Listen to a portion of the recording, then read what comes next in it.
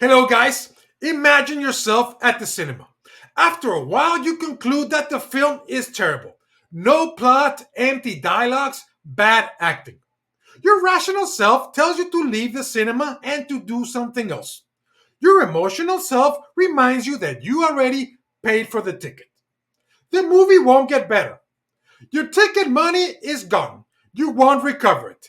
At least save your time. But you just can't move from your seat, can you? Why do we continue an activity even if it's rational to give it up? Today, in Deciding How to Decide, we will talk about the sunk cost fallacy. Don't drown. And what exactly is it? The sunk cost fallacy describes our tendency to follow through on an activity if we have already invested resources into it, even when it's clear that quitting the activity will be more beneficial. Resources invested can be time, effort, money, emotion, and reputation. They have already been incurred and can be recovered. Let's see some examples. Think about the wife who decides to stay with her husband even if she's unhappy just because she invested many years of her life with him.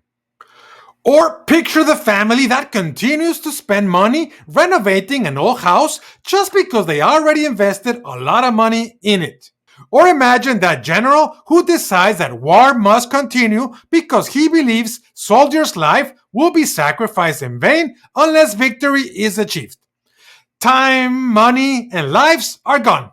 They can't be recovered. Remember that we are not purely rational decision makers. We get influenced by our emotions when deciding. So, why does the sunk cost fallacy happen? First, self-esteem. Quitting an action and recognizing that we made a mistake hurts our self-esteem.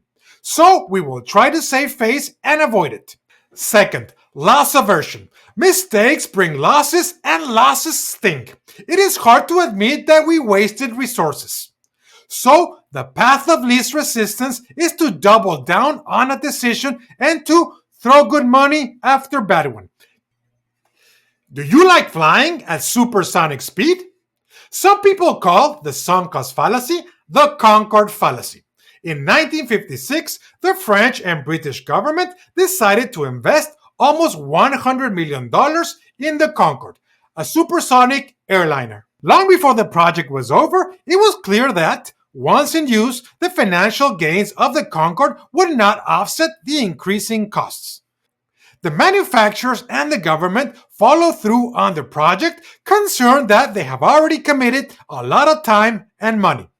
Ultimately, this led to millions of dollars wasted, and the Concorde operated only for 27 years. One of its planes crashed in the year 2000, and the company stopped operating at the end of 2003. Let me ask you this. If you were a manager at Concorde, would you have advised to cancel the project knowing that you would lose your job? It's a tricky decision, right?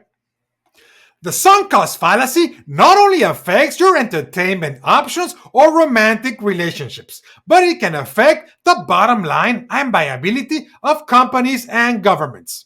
Think about a time when you extended a project at work beyond what was reasonable. Now think about all the extra taxpayers or stockholders' money wasted because of the sunk cost fallacy. Shocking, right?